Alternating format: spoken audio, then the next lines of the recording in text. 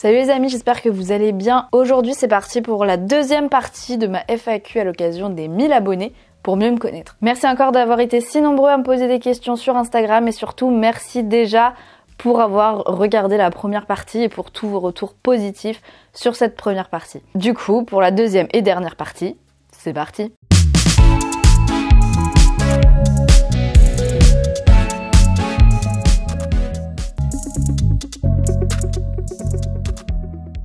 Mon côté geek ressort, j'avoue que je suis une grosse fan d'Animal Crossing, des Pokémon, des Sims, de GTA, de Life is Strange, enfin bref. En fait j'ai quand même pas mal un côté geek des fois. Par contre les amis, il faut qu'on parle d'Animal Crossing. C'était un de mes premiers jeux DS et j'adore y jouer sur Switch. Mais c'est un vrai jeu de commère. Genre en temps normal, dès que je joue, je vais dire bonjour à tous mes habitants.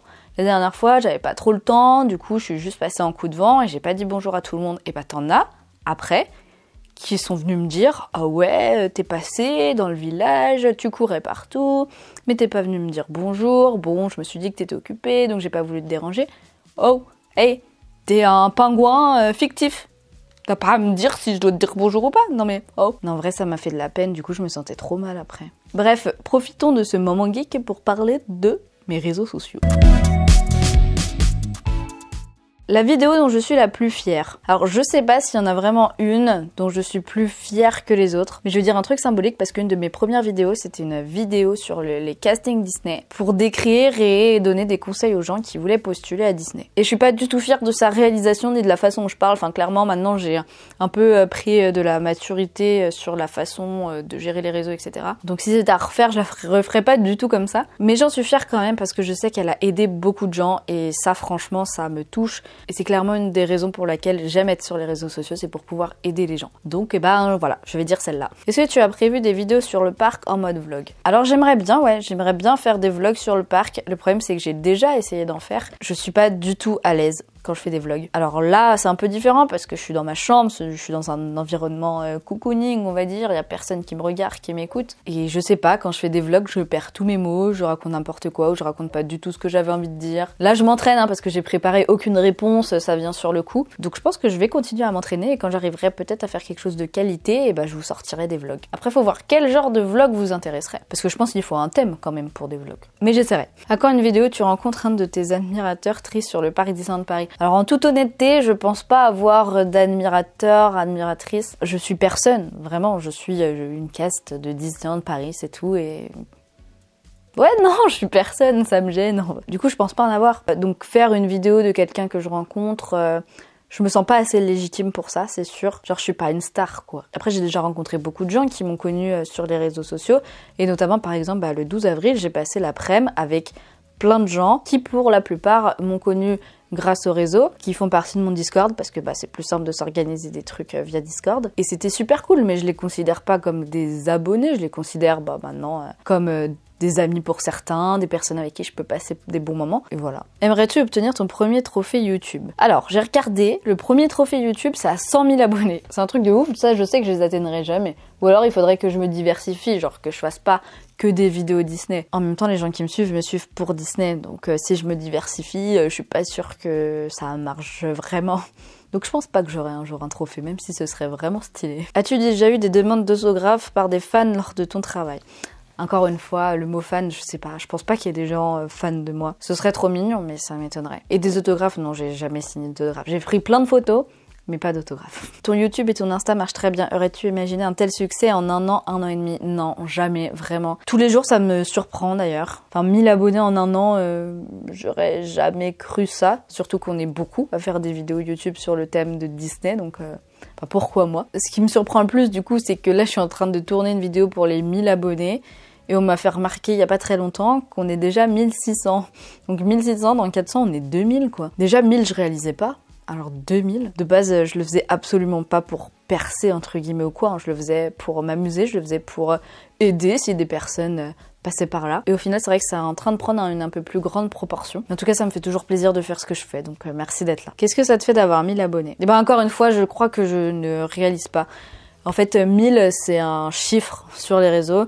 C'est sûr, comme je dis souvent, si j'avais ces 1000 personnes en face, je réagirais vraiment pas de la même manière. Mais voilà, encore une fois, Merci d'être là, parce que sans vous ce serait pas pareil finalement. Et vraiment ça me fait ultra plaisir, vraiment. Est-ce que si ton nombre d'abonnés augmente, tu comptes devenir influenceuse et youtubeuse? À partir de quel moment on est influenceur et youtubeur? C'est ça la vraie question. Je pense que tu peux être influenceur à partir du moment où tu influences une personne. Après si par là tu veux dire est-ce que j'en vivrais? Non, je pense que j'en vivrai jamais, puisque de toute façon je fais des vidéos sur mon métier, et si j'ai plus mon métier, et ben je peux plus faire de vidéos dessus. Après je pourrais faire des vidéos genre sur le parc, mais ce serait pas totalement la même chose. Mais voilà, on en reparlera quand j'atteindrai, je sais pas, les 10 000, allez. Tu dois toujours sur YouTube dans 5 ans, j'en sais rien. Quand j'ai commencé, il y a 1 an et demi, je m'y voyais pas forcément 1 mois après. Parce que je me suis dit, vas-y, des fois je commence des trucs, ça me plaît, après j'en ai marre, donc j'arrête.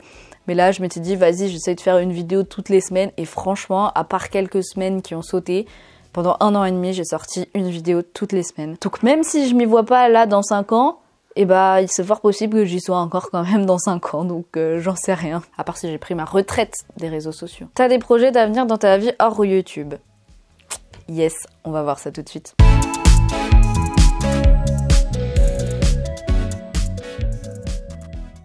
Et ben voilà, j'ai fini ma séance de sport. C'est vrai que je fais pas mal de sport. Pas déjà l'équitation, même si certains diront que c'est pas un sport. Et que certains, dont beaucoup de personnes de mon Discord, l'appelleront le steak et me diront qu'il faut pas jouer avec la nourriture. Mais sinon, je fais pas mal de renforcement musculaire. Alors des fois, je joue, bah voilà, comme là, avec la Switch au Ring Fit, là, franchement, c'est un truc vachement bien pour faire du sport tout en s'amusant, en vrai. Les gens normaux jouent à Pokémon, et moi, je fais du sport avec ma Switch. Non, bon, du coup, je joue aussi à Pokémon, mais bon.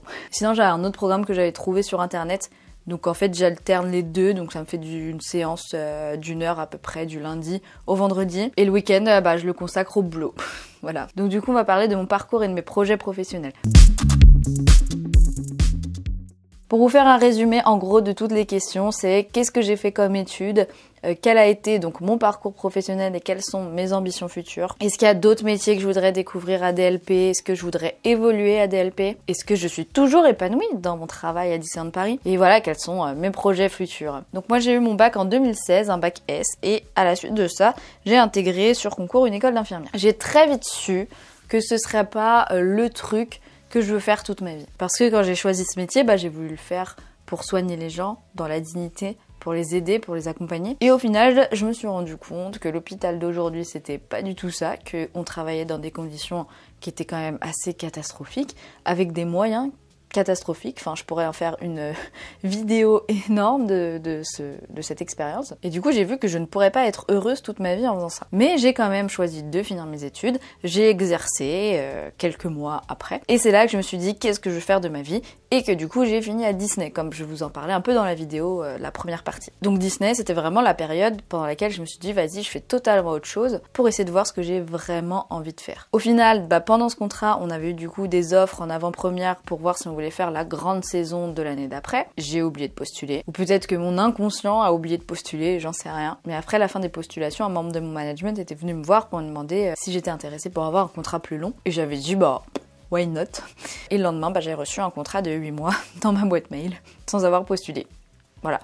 Donc encore une fois, je me suis dit, bah vas-y, je me laisse porter par la vie, j'accepte le contrat, puis on verra bien. Et là, le Covid, chômage partiel, bonjour. Donc après avoir commencé ce contrat, je me suis vite retrouvée en chômage partiel et j'ai décidé, parce que c'était le premier confinement, parce que c'était le Covid quoi, de retourner aider dans les hôpitaux. Donc j'ai passé la moitié de mon chômage partiel dans les hôpitaux en renfort Covid. Je suis fière de l'avoir fait, mais ça a confirmé l'idée que je ne voulais plus jamais de ma vie remettre les pieds dans un hôpital en tant que soignant. Parce que franchement, à 20 ans, devoir choisir qui meurt et qui vit, voilà quoi. Mais bon, j'ai aussi pris du temps pour moi, pour savoir vraiment où j'en étais d'un point de vue professionnel. Et je me suis dit une chose, je me suis dit c'est pas le soin qui me déplaît en général, c'est vraiment cette ambiance de l'hôpital et ma première passion, avant tout, c'est les animaux. Donc eh bien, pourquoi pas allier soins et animaux? Les écoles de veto, laisser tomber 10 ans d'études, c'est mort. Mais pourquoi pas, du coup, soigneur animalier? Donc je me suis entrepris dans une formation de soigneur animalier. J'ai vécu des trucs de ouf, j'ai eu la chance de partir 3 mois dans un parc animalier du sud de la France, donc j'ai vécu 3 mois sur la Côte d'Azur. J'ai fait des câlins à des hippopotames, à des lémuriens, enfin bref, j'ai vécu vraiment des trucs de ouf pendant cette expérience. Vraiment, j'aurais pu en faire des vidéos YouTube. Et en plus, je pouvais pas reprendre à Disney pendant cette période, parce que forcément avec le Covid, on a eu des moments de fermeture, on a eu des moments où le parc était ouvert à des horaires restreints, donc on est passé à ce moment-là de 17 000 à 15 000 castes. Ils n'avaient pas besoin, j'allais dire 2 mois, mais ils n'avaient pas besoin de beaucoup de monde finalement. Avec la jauge, voilà, tout ça, ça faisait beaucoup moins de personnel. Donc bah j'en ai profité pour faire autre chose. Mais à l'été dernier, un jour, j'ai reçu un SMS de Disneyland Paris comme quoi ils allaient me contacter, et quand ils ont fini par me contacter, c'était forcément pour me proposer de revenir à temps plein, comme avant, en CDI. Et là, dans ma tête, ça a été, mais qu'est-ce que je fais? Je me suis dit, non, je suis trop heureuse dans les projets que j'ai, je peux pas revenir à temps plein à Disney, mais j'ai envie de revenir à Disney. Du coup, je leur ai dit, bah ok, je veux bien revenir, même j'en ai très envie de revenir, par contre, je veux du temps partiel. Et du coup, quelques semaines après, j'ai reçu dans ma boîte mail un contrat CDI en temps partiel. Et voilà, j'ai repris donc à Production 4 sur RC Racer, et maintenant sur aussi Ratatouille et Slinky. Il y avait une question du coup sur mon épanouissement là-bas, et vraiment j'adore toujours autant être là-bas. Et limite encore plus depuis que je fais des vidéos sur YouTube, parce que déjà je vivais des rencontres formidables avec des guests qui venaient de plein de pays différents, mais là en plus je vous rencontre vous, et ça me fait des moments de magie en plus finalement. Et oui, j'adore toujours autant ce travail. Clairement, même si personnellement je suis plus passionnée par l'animation que par l'opération, du coup repasser à Guest Flow ce serait quelque chose d'envisageable quand j'aurais estimé que j'aurais fait le tour de Production 4, parce que j'imagine que j'ai encore beaucoup de choses à vivre là-bas. S'il y a d'autres métiers que j'envisagerais, pour l'instant, non, pas forcément. Le métier d'opérateur animateur attraction est tellement vaste en fait que je suis sûre que j'ai encore beaucoup de choses à tester là-dedans. Par contre, s'il y a une évolution que je voudrais, ce serait pourquoi pas un jour passer cast member expérimenté, parce que j'adore former les gens, j'adore apprendre aux gens. Du coup, ce serait vraiment un plaisir pour moi d'être XP. Pour résumer, les cast members expérimentés, c'est entre autres ceux qui vous ont en formation quand vous commencez, par exemple. Et voilà, du coup, quand je suis revenue à Disney, je continue en même temps à avoir des stages ou des tafs dans des parcs animaliers. Et là, je me suis dit encore une fois, ok, c'est cool, je m'épanouis là-dedans, mais j'y arrive aujourd'hui parce que je suis jeune et en bonne santé et sportive, et du coup, porter 75 kilos de crottin d'hippopotame, c'est ok. Mais est-ce que ça me déglinguera pas la vie quand j'aurai 30 ou 40 ans? Voilà, j'ai pas envie d'être complètement cassée en étant encore jeune. Donc je me suis encore reposée et j'ai réfléchi. Je me suis dit oui, les animaux, j'ai envie d'en faire mon métier. J'ai envie de vivre de ça. Et là, je me suis tournée du coup vers un métier auquel j'avais déjà pensé avant, mais j'avais jamais osé me lancer parce que les études sont chères. Et ce métier, c'est celui d'ostéopathe animalier. Donc j'ai postulé dans une école qui est à Rouen et j'ai été prise. Donc je pars à Rouen en septembre pour étudier. C'est une formation qui est en alternance, une semaine sur 2 de cours. Du coup, une semaine sur 2, je serai à Paris. Donc, je continue à avoir Disney tous les week-ends au moins. Je ne pars pas de Disney, ne vous inquiétez pas. Ce qui me ferait rester potentiellement à Disney encore minimum 5 ans. Et peut-être que je voudrais jamais partir de Disney. Donc, je resterai à temps partiel à Disney et à temps partiel en ostéo. Je ne sais pas. On verra. Mais voilà pour mes projets professionnels. Et du coup, à la question, est-ce que je me sens prête pour faire comme mes 900 collègues et rester au moins 30 ans sur le parc? Et ben voilà, je pense que vous avez votre réponse. Je ne sais pas, on verra, mais peut-être, qui sait.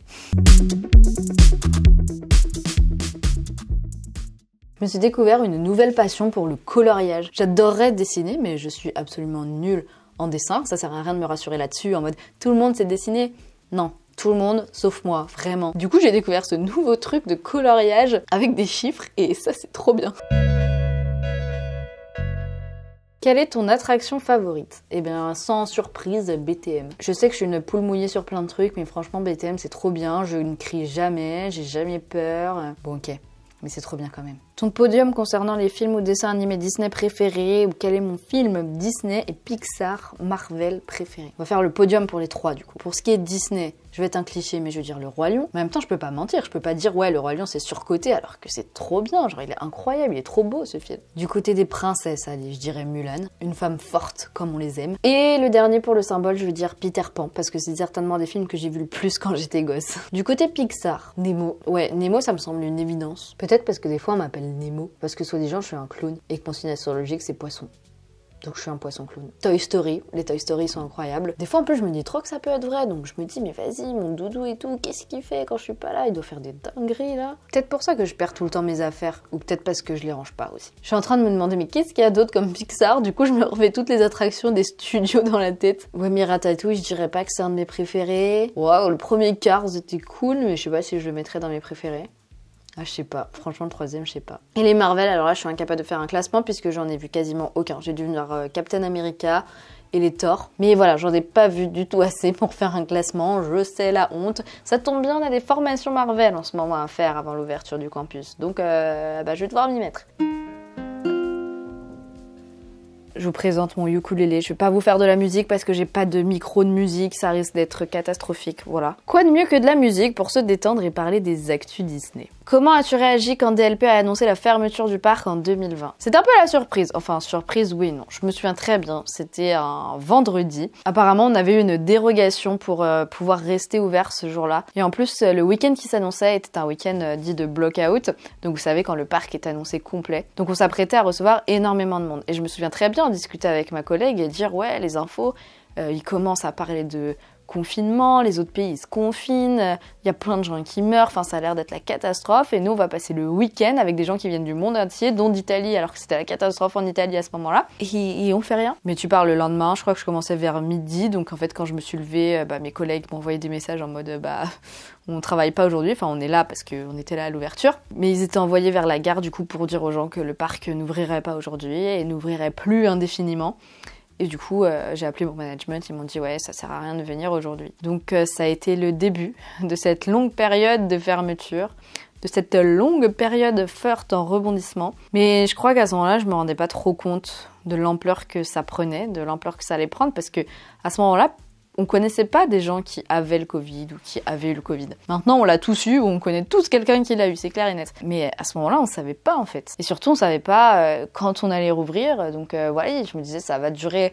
Vas-y, dans 2 mois, on est rouvert quoi. Donc ouais, ça a été un petit peu compliqué à gérer. Et ce qui a été plus compliqué encore, c'est d'apprendre que je restais au chômage partiel quand le parc a rouvert l'été d'après. Surtout que j'ai d'abord appris sur les réseaux sociaux au lieu de l'apprendre par Disney eux-mêmes. Donc je gardais mon côté et puis le reste, on garde ça dans un coin de la tête. On n'y pense plus. Mais ouais, ça a été compliqué, cette fermeture. Pour toi, que manque-t-il chez DLP? Qu'est-ce qui manque? Et ben moi, je pense qu'il manquerait au moins une attraction dans chaque land. Ce serait trop bien de faire popper des attractions, surtout qu'il y a des places quand même à des endroits.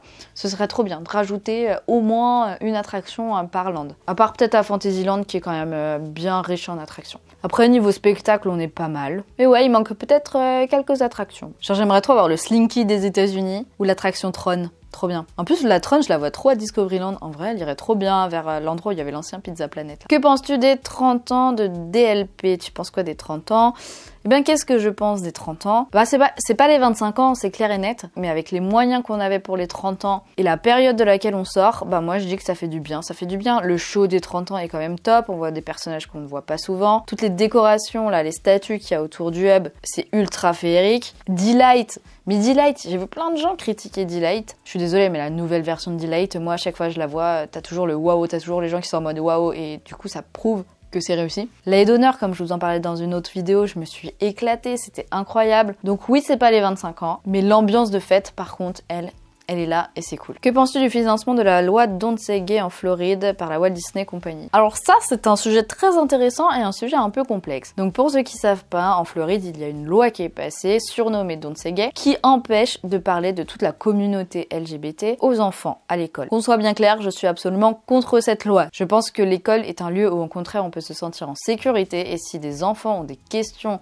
là-dessus, c'est tout à fait normal et logique qu'ils le posent à des personnes de confiance, c'est-à-dire les professeurs. Après, le financement de cette loi par la Walt Disney Company, c'est pas exactement ça en fait. La Walt Disney Company a financé des élus républicains, du coup, il me semble, et c'est ces élus qui ont voté cette loi. Le problème a été que la Walt Disney Company n'a absolument pas critiqué cette loi, ne s'est absolument pas positionnée dessus. Ce qui fait que qui ne dit rien cautionne. Surtout quand des financements ont été à ces élus. Au final, c'est un peu changé puisque le président de la Walt Disney Company a envoyé un mail à tous les castes qui ont une boîte mail Disney. Ils ont du coup rétabli le fait que la Walt Disney Company, et notamment nous aussi à Disneyland Paris, s'engageait pour le droit et l'inclusion des personnes LGBT. Voilà, on a eu des groupes de parole justement pour parler de ça, en soutien à nos collègues de Floride, etc. Parce que finalement, Disney, ça a quand même toujours été une entreprise assez inclusive. Je la ressens vraiment, cette inclusion dans le parc, dans mon travail quotidien. Et du coup, le fait que la Walt Disney Company dise, bah, on est contre cette loi, ça a fait parler aussi les politiques qui ont dit qu'en gros, une entreprise privée n'avait pas à ouvrir sa bouche sur les actualités politiques. Bon, du coup, il me semble quand même que la Walt Disney Company a retiré tous ces heures de financement pour au contraire investir dans des associations protégeant les personnes LGBT. Donc voilà, après oui, c'est sûr que si Disney avait rien dit, j'aurais été un peu en mode ça va pas le faire. Mais ils ont quand même fini par réagir. Mais ça, on pourrait très très longuement en parler dans un live ou ce genre de choses. Aimes-tu la licence Star Wars? Je vais me faire taper sur les mains si je dis non. En fait, c'est pas que j'aime pas, c'est que j'ai jamais vraiment plongé dans l'univers. J'ai dû en regarder un, le tout premier, et j'ai pas du tout accroché, je n'arrive pas à me mettre dedans. Après, si on me forçait peut-être que j'apprécierais. Et ouais, j'ai du mal, surtout depuis qu'ils ont pris Mission 2 pour en faire Hyperspace Mountain, j'ai quelque chose contre la licence Star Wars. Tu penses qu'ils auraient pu faire un mini truc pour les 20 ans du studio? Mais bien sûr, on est oubliés, nous, en fait, au studio. C'était les 20 ans des studios le 16 mars dernier. Personne n'en a parlé. Bon, si vite fait, ça a été dit sur les réseaux sociaux. Mais sinon, il n'y a rien eu. Les gars, quand même, on a 20 ans, les studios. Quand même, ils auraient pu faire quelque chose pour les 20 ans. Carrément. Une petite, je sais pas, une petite cérémonie, quelque chose sans trop de moyens. Mais il y aurait eu moyen quand même de faire quelque chose. Ça, je suis déçue et je suis fâchée. Tu penses quoi de l'hôtel Marvel? Je le trouve incroyable, j'ai eu l'occasion d'y dormir, donc d'y passer une nuit en décembre dernier. Donc j'ai aussi profité de tout ce qu'offrait à l'hôtel, la piscine, les cours de dessin, la salle de sport et aussi la zone où on peut prendre des photos donc dans les univers Marvel. Franchement, je le trouve incroyable, la qualité de service était exceptionnelle. On a mangé au restaurant qui était aussi incroyable. Non, franchement, alors c'est pas donné, heureusement que j'avais les réduits de cast, mais vraiment je l'ai trouvé incroyable cet hôtel et je vous le conseille à 2000%. Après, c'est le seul hôtel Disney que j'ai fait, donc je peux pas trop comparer avec les autres, mais celui-là est fou. Avouez que c'est le plus bel oreiller du monde. Si tu devais être incarné par un personnage Disney, qui ce serait et pourquoi? J'adore vos questions. Et bah Cheshire du coup, hein, sans trop de surprise. Pourquoi? Eh bien, plusieurs raisons. Déjà, en fait, depuis toute petite, c'est le surnom que j'ai. Cheshire. C'était de base un délire entre guillemets avec une personne qui comptait beaucoup dans ma vie et qui n'en fait plus partie aujourd'hui. Voilà, c'est la vie, hein. Il y a des gens qui partent, il y a des gens qui arrivent. Et en fait, c'est resté. Du coup, il y a plein de personnes qui m'associent à ce personnage. Et au final, je trouve que ça me va pas si mal parce que déjà, il sourit tout le temps et moi, je souris tout le temps. À part des fois où vraiment, les gens, ils ont l'impression que je fais la gueule alors que je suis juste ultra perdue dans mes pensées. Et du coup, quand on me rappelle à la réalité, je suis en mode hey! Donc voilà, je souris beaucoup et il est un petit peu quand même perché. Et je suis quand même un peu perché, je dois l'avouer. Mais c'est ce qui fait mon charme apparemment, donc ça va. Que trouves-tu à Cheshire pour l'aimer autant? Imagine-le en bleu-violet et tu obtiens Lucifer. Non, désolé, c'est pas les mêmes. Même s'ils ont pas la même couleur, non. Le caractère n'est absolument pas le même. Voilà, je viens de décrire Cheshire parce que ça me décrit. Donc on ne me compare pas à Lucifer. Hein. Oh, j'ai pété mes lunettes. Je viens de marcher sur mes lunettes, regardez la branche. Oh non, c'est pas possible. Attendez, peut-être que si je marche dessus dans l'autre sens, ça va du coup les redresser. Oh non, c'est pire. Oh là là.